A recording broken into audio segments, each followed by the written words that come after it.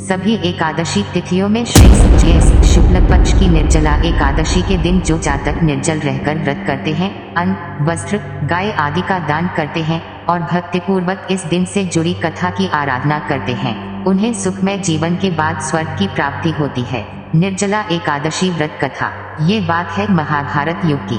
एक बार महर्षि व्यास जी भीम से कहने लगे कि हे पांडुपुत्र, यदि तुम नरक के दुख भोगने से बचना चाहते हो और जीवन के पश्चात मोक्ष पाना चाहते हो तो तुम्हें हर मास की दोनों एकादशी तिथियों पर भगवान विष्णु का पूजन, दान व उपवास करना चाहिए। ये सुनकर भीमसेन नरक में जाने के नाम से भयभीत हो गए और व्यास जी से कहने लगे कि हे पितामह, भ्राता युधिष्ठिर, माता कुंती, द्रौपदी, अर्जुन, नकुल और सहदेव आदि सब एकादशी के व्रत का पालन करते हैं। मैं भी पूजन, दान आदि तो कर सकता हूँ, परंतु समस्या ये है कि मैं अधिक समय तक भोजन किए बिना नहीं रह सकता, क्योंकि मेरे पेट में वृक नामक अग्नि है, जिसके कारण एक समय का भी अन्न त्याग करना कठिन है। अतः हे पितामह, यदि कोई ऐसा व्रत हो जिसे वर्ष भर केवल एक बार ही रखना पड़े और स्वर्ग की प्राप्ति हो जाए, तो मैं ऐसे व्रत का पालन करने का अवश्य प्रयास करूंगा। ये सुनकर श्री व्यास जी बोले, हे भीम, वृषभ और मिथुन की संक्रांति के बीच ज्येष्ठ मास के शुक्ल पक्ष में जो एकादशी पड़ती है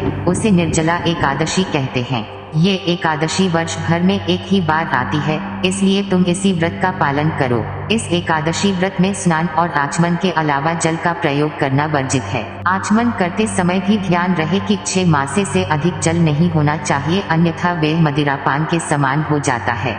इस व्रत में अन्न और जल का पूरी तरह से त्याग करना चाहिए। यदि कोई जातक ज्येष्ठ शुक्ल एकादशी को सूर्योदय से लेकर द्वादशी के सूर्योदय तक जल ग्रहण न करे तो उसे वर्ष भर में आने वाली सभी 24 एकादशियों के व्रत का फल प्राप्त होता है।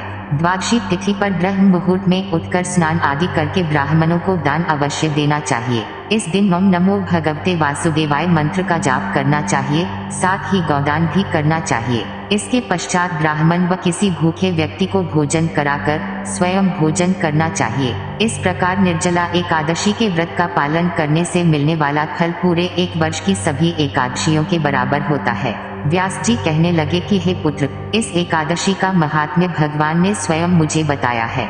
इस दिन सच्चे मन से विष्णु उपासना करने पर जो पुण्य फल मिलता है वो समस्त तीर्थों एवं दान से अधिक है। मनुष्य केवल एक दिन निर्जल रहने से जन्म जन्मांतर के पापों से मुक्त हो जाता है।